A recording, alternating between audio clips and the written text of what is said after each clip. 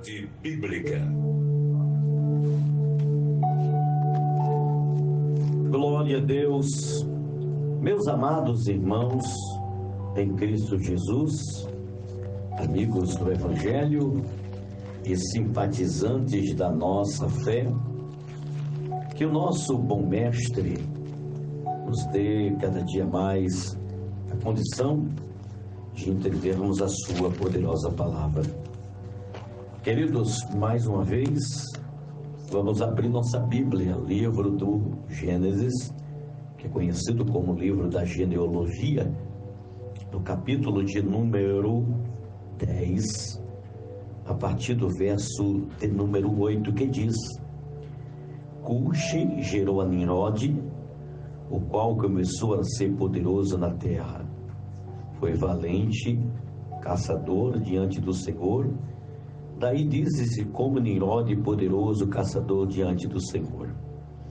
O princípio do seu reino foi Babel, Ereque, Acade, Calner, na terra de Siná. Naquela terra saiu, ou seja, daquela terra saiu ele para a Síria e edificou Nínive, Reobote, Ir e Calá. E entre Nínive e Calá, a grande cidade de Recém, Mizraim, gerou a Ludim, Anamim, Leabim, Naftuim, a Petrusim e Casluim, donde saíram os filisteus e a Caftorim. Meus amados, ontem nós falamos acerca de Nimrode, falamos acerca da origem da árvore de Natal, nós falamos acerca dessa festa, que não é uma festa que comemora-se realmente o aniversário de Cristo. Jesus não nasceu em 25 de dezembro, tá? 25 de dezembro quem nasceu foi Nimrode. Então, tudo isso eu falei ontem que tem uma maquiagem. Existe uma maquiagem. Falei da origem da árvore de Natal, né? Onde originalizou-se dali. Falei sobre o significado do nome Nimrode, que em hebraico deriva de Mahati, que significa ele rebelou, o rebelde ou se rebelou. É um homem que começou grande apostasia profana e de certo que foi bem organizada, que tem dominado o mundo até as datas de hoje. É o fundador do Império Babilônico, era perverso, que ao ponto de, até mesmo, segundo a história diz, que ele possuiu a sua mãe como sua mulher. Sua mãe se transformou em rainha do céu, né? Semíramis, converteu-se à rainha do céu, dos babilônicos, e Nimrode, sobre vários nomes, converteu-se no divino filho do céu, que ele é conhecido como Deus Sol. Por gerações, né, de idolatria, Nimrode passou a ser o falso Messias, filhos de Baal, ou filho de Baal, Deus Sol. Então, amados, nesse falso sistema babilônico que implantaram, e nos presépios que se colocam, tem uma mulher, uma virgem, com a criança no braço, que a mãe e a criança simbolizam, né, o menino, a virgem e o menino, né? Isto é, Semíramis e Nimrode, conhecido como divino, transformaram-se em objetos principais de adoração. Esta veneração da virgem e o menino espalhou-se pelo mundo afora, e o presépio é uma continuação do mesmo. Em nossos dias, mudando de nome de cada país, cada país ele muda, ele pega um nome. Foi isso que eu falei ontem. Em cada país tem um nome. Então, no Egito, Semíramis e Nimrode chamados de Ísis e Osíris. Na Ásia, Cibele e Deus. Na Roma pagã, Fortuna e Júpiter. Até mesmo na Grécia, na China, no Japão, no Tibete, encontra-se equivalente, né, esses países que também adotaram, né? Agora, na América do Sul, é Deusa Mãe, né? Virgem, Caraíba, né? Então, a gente sabe que é uma série de coisas que o diabo vai maquiando e ocultismos em cima de tantas coisas. Mas hoje eu quero trazer essa continuidade, porque eu falei ontem, a celebração do Natal antecede o cristianismo há cerca de 2000 anos, né, antes. Então, eu falei acerca de como se introduziu nas igrejas, e isso foi importantíssimo, né? Porque existem duas festas que estão encorpadas, que são festas pagãs, né? As festividades pagãs. Então, essas festas são chamadas de Saturnália e Brumália. Saturnália e Brumália. E o que é, né, a festa Saturnália e Brumália, né? Então, a gente já sabe que essas festas são festas pagãs e foram introduzidas, né, dentro das festas. Então, amados, presta bem atenção que essas duas festas têm muito a ver. Eu estou falando um pouco hoje, sabe, mais baixo, porque minha garganta está muito inflamada e eu estou aqui me precavendo aqui. Então, Brumália, essas festas e a Saturnália são introduzidas. Mas, pastor, que festas são essas? Essa festa chamada de Brumália, né, é uma festa do Deus Sol, a festa de Nirode, né? Antigamente, orgias e várias outras coisas que são absurdas que se acontecem.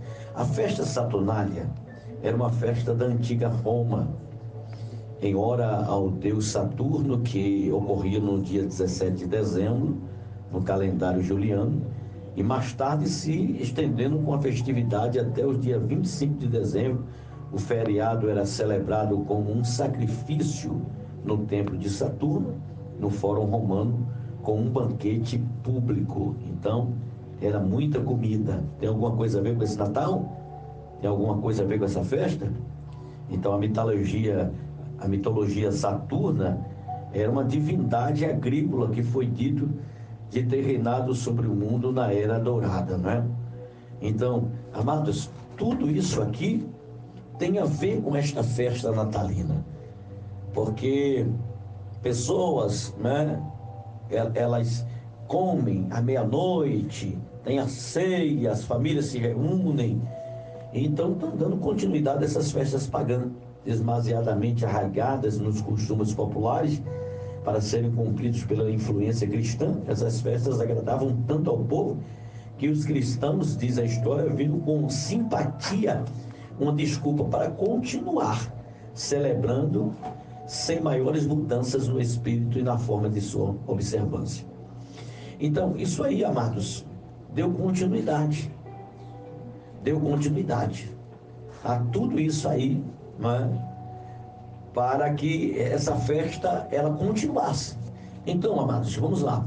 Hoje eu quero falar mais de algumas coisas. Por que os reis magos, né, eles falam assim, eles têm essa desculpa de colocar, dizer assim, olha, final de ano a gente tem a comida, né, a gente tem a Saturnália que está envolvida no meio e tal, tem essa tradição de meia-noite, as famílias se sentam à mesa, a ceia do Natal, aquelas coisas todas. Por que meia-noite? Por que a meia-noite? Mas por que tanta comida? Mas por que tantas pessoas se reúnem à mesa? Tudo isso tem um ritual aí, tudo isso tem um ocultismo por trás disso. Só que as pessoas em si, nas suas ignorâncias, né?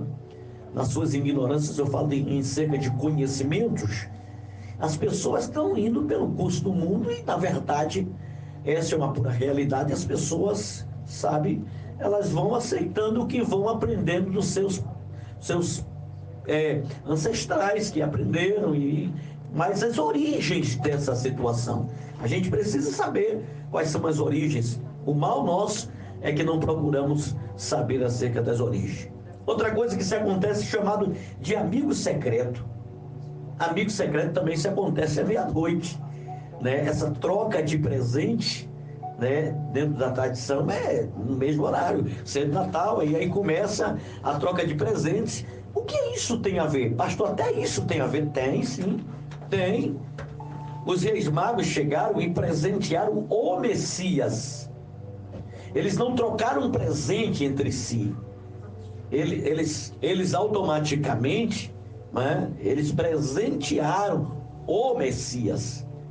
Não presentearam uns aos outros como troca de presente. Então veja só, fazendo assim uma simples exegese desse texto, percebemos de plano que não temos a confirmar, né, quantos magos eram, apesar de dizerem que eram 3, mas talvez foram 3 que chegaram, né, naquele momento ali e observaram. Biblicamente fala dos 3 reis magos. Então vamos lá.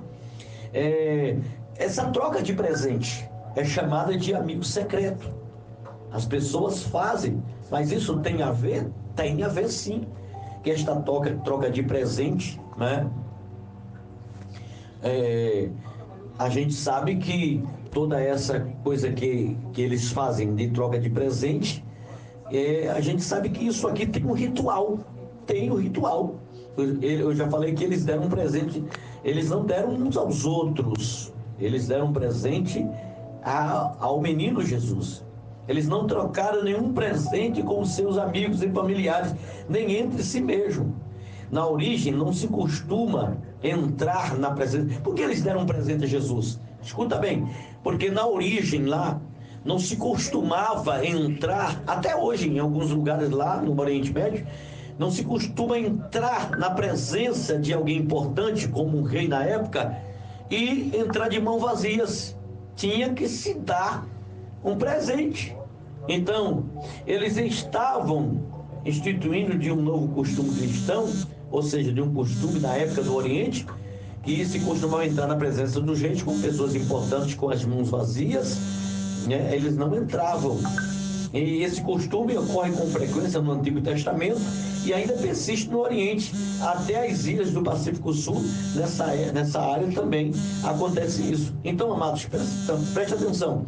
Os magos não estavam instituindo um novo costume cristão de troca de presente para honrar o nascimento de Jesus. Procederam de acordo com um antigo costume oriental, que consistia em levar presentes ao rei ao apresentar-se a ele.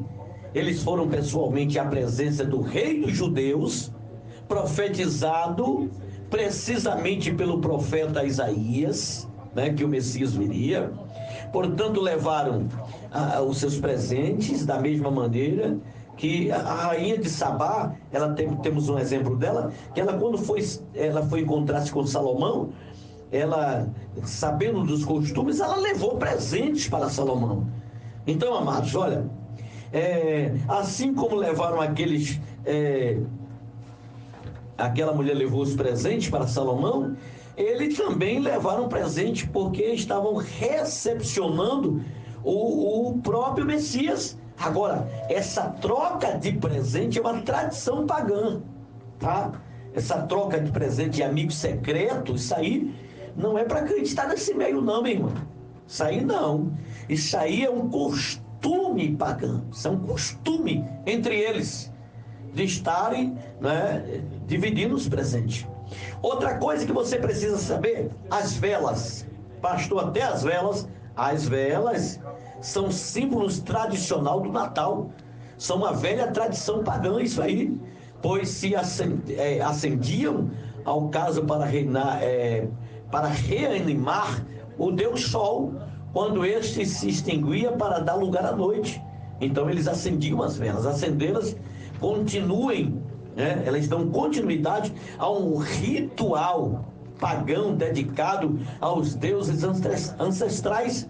A vela acesa está fazendo renascer o ritual dos, esse nome é tão difícil, é solstícios, mantendo vivo o Deus Sol. Dentro das escolas que estudam o paganismo, as velas são chamadas, sabe de quê, amados? Demônios. É uma simbologia de manter os demônios vivos. Agora, escuta bem a simbologia. E por que eles fazem colocando duas, uma de um lado, uma de outro? E às vezes são vermelhas. Tudo isso tem alguma origem, a gente precisa saber. Vou repetir para você entender. Essas velas, que são também imbuídas, introduzidas, elas acendendo, elas continuam um ritual pagão dedicado aos deuses ancestrais. A vela acesa está fazendo renascer o ritual dos solstícios, mantendo vivo o Deus Sol. Dentro das escolas que estudam o paganismo, as velas são chamadas de demônios. É uma simbologia de manter os demônios vivos. As velas não têm relação alguma com as luzes do candelabro judaico ou da menorá, como você queira dizer. As velas consagradas a demônios são de bases perigosas. Estamos nos referindo a velas dos rituais profanos. Preste bem atenção, você não vai deixar, e faltou energia, e não vai deixar de acender uma vela. Eu não vou acender não, porque essa vela aí é de rituais profanos. Você comprou e você tem reservado em casa, faltou energia, acende lá, cuidado para não tocar fogo na casa. Mas aquelas que são de épocas, como essa agora, natalina, são coisas oferecidas. Então, você já sabe que essas coisas são de rituais profanos.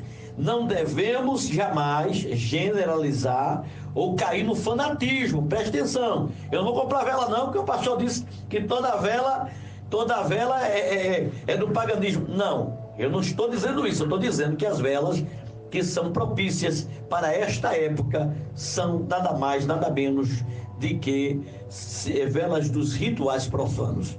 Então, meus amados, a gente encontra muitas aí nas encruzilhadas, né? Em abundante, nas matas, nas cachoeiras, em cima das pedras, que as pessoas usam, né, para fazer os seus rituais. Aquilo ali são consagrados aos demônios, e eles vão lá fazer e entendem o que eles querem fazer, né? Não tenho nada a ver com eles, mas eles entendem e gostam e fazem o que eles quiserem. Não sou nada contra a quem queira fazer, que eu não faço, sou servo de Deus vivo. Então,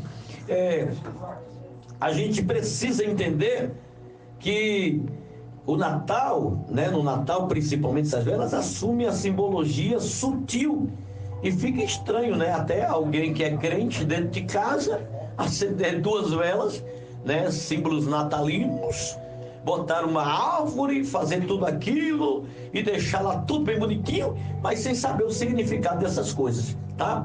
A árvore de Natal a gente já sabe, porque falamos acerca dela, né? O que a Bíblia, ou seja, o que é, na verdade, a árvore de Natal. Agora vamos falar das bolinhas de enfeites. Pastor, até aquelas bolinhas, as bolinhas de enfeites. As bolinhas de enfeite, essas aparente é inocente, um adorno, né? Teve de origem durante os cultos a Baal. Essas bolinhas se usavam na época. Hoje elas estão muito modernas, são vermelhas, amarelas, mas elas eram usadas em cultos a Baal. Já vimos que a árvore, ela é um elemento fundamental ao culto pagão, como oferta oferecida a sacrifícios humanos na época de crianças, de meninas, tá? Essas, após serem mortas, tinham suas pequenas cabeças, bolinhas, decepadas e penduradas nas árvores. Olha a simbologia dessas bolinhas. Presta bem atenção. A simbologia, na época As crianças eram lançadas em sacrifícios, cortados a cabeça e penduravam. Como essas bolinhas, era culto de adoração a Baal. Havia sacrifício de crianças. Então as pessoas colocam aquelas bolinhas simbolicamente. Ah, que coisinha linda! Não vou dizer a você que não é bonito. Mas procura saber das origens. Não é? Os lacinhos que acompanham as bolinhas personificam também ainda mais uma cabeça de menina, né? Aqueles lacinhos, pode ver que é um lacinho igualmente ao lacinho que fica na cabeça de uma criança. Devido à decapitação, elas se ensanguentavam e tornavam-se completamente avermelhadas. Quanto mais fosse o número de cabeças penduradas, maior e mais importante era o sacrifício a Baal. Amados, isso aqui é negócio para crente aprender e saber que esse negócio aí tudo tem um ritual. Tudo é um ritual. A árvore simboliza o desabrochar de Nimrod, aquele homem que formou o paganismo, né? A Babilônia antiga, de lá para cá nunca mais se acabou com o negócio de corrupção, de tantas coisas, né? Foi um império fortíssimo. E ele simboliza o desabrochar, né, de Nimrod. Então a gente precisa entender. Agora, alguém me pede aqui no WhatsApp para me falar mais uma vez acerca da troca de presentes à meia-noite. A troca de presente entre amigos é característica tanto do Natal como da Saturnália. E os cristãos, né, seguramente, a copiaram dos pagãos, como demonstrar com clareza o conselho tertuliano. Então, é mais uma perpetuação do culto a Tamuz, onde as ofertas eram presentes. Eles eram colocadas por seus súditos aos pés da tal renascida árvore, que representa Nimrod, e ainda hoje são colocados os presentes de Natal aos pés da árvore, que nada mudou. Antigamente já era dessa forma. Isso aí foi constituído, eu falei para vocês, por Semíramis. O costume de trocar presente com amigos e parentes durante a época natalina não tem absolutamente nada a ver com o cristianismo. Ela não celebra o nascimento de Jesus Cristo em honra. Suponhamos que alguma pessoa que você tem estima e está aniversariando, e você honraria comprando presente para os seus próprios amigos, não é? Essa pessoa que receberia com honra, não é? Se você quer dar presente aos filhos, parentes, e fazer famosos e formosos amigos secretos ao fim de ano, que o faça, mas não espiritualize isso. Presentei por amor e por alegria, pois bem-aventurado é o que dá com alegria. Com tudo isso, precisamos e precisamente entendemos que isso aí não tem nada a ver com a questão do nascimento de Cristo. Isso aí está fora. Isso é ritos pagãos, são costumes pagãos que as pessoas fazem, né? E continuam fazendo. Bom, vamos falar mais de uma coisa chamada de a guirlanda. O que é isso? É a coroa verde adornada com fitas e bolas coloridas que enfeitam as portas, tanto os lares e origens pagãs, né, da época. Essas chamadas de guirlanda são aquelas rodinhas verdes que se colocam. Mas é bonitinha, pastor, tem um lacinho, tem umas bolinhas, eu vou colocar em cima da porta. Vamos saber o significado dela? A guirlanda ela remonta, tá, os costumes pagãos de adornar edifícios e lugares de adoração para as festividades que celebravam o mesmo tempo do atual, né, ritual natalino. Observe, eles colocavam, e já para identificar que ali existia um lugar de fazer o ritual pagão.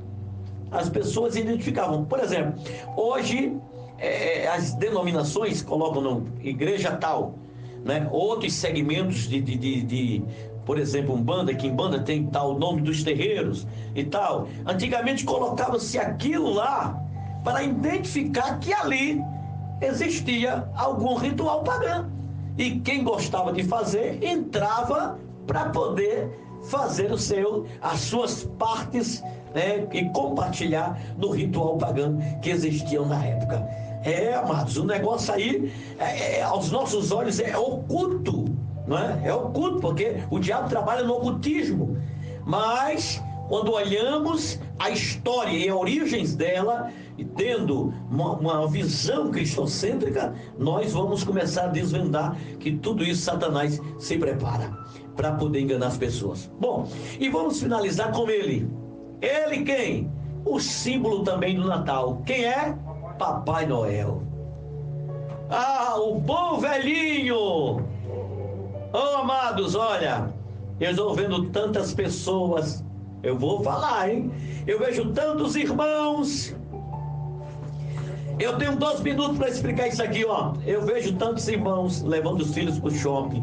Tá lá o bom velhinho, sentado, num cadeirão vermelho, e põe as crianças na perna, e aí bate aquela foto. Eu tive no shopping tal, e meu filho bateu uma foto com o Papai Noel. Você sabe o que simboliza aquilo ali? Você não sabe, né? Aquilo ali é nada mais, nada menos do que eu vou te falar aqui agora. Na época antiga, um homem chamado São Nicolau, que hoje é dia 6, é comemorado seu dia. Sabia disso? Dia 6 hoje é comemorado o dia do Papai Noel, que é o homem chamado de São Nicolau. O bispo de Mirra, ou de Mira, né? Santo venerado pelos gregos e latinos, em 6 de dezembro, conta-se uma lenda segundo o qual apresentava ocultamente as 3 filhas de um homem pobre, e aí deu origem ao costume de dar em secreto presentes. Na véspera do dia de São Nicolau, que é dia 6 de dezembro, que é hoje, data que depois foi transferida para o dia de Natal. Daí a associação do Natal com São Nicolau. A figura do pai do Natal tem origem na história de São Nicolau, um santo especialmente querido pelos cristãos ortodoxos e em particular pelos russos, hein? São Nicolau, quando jovem, viajava muito, ficou a conhecer a Palestina, o Egito.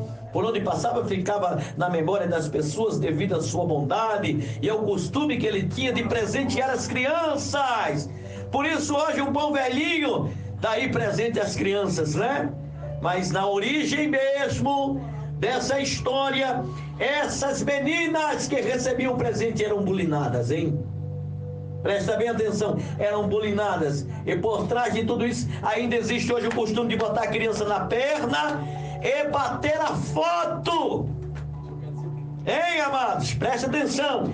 As origens dessas histórias são profundas.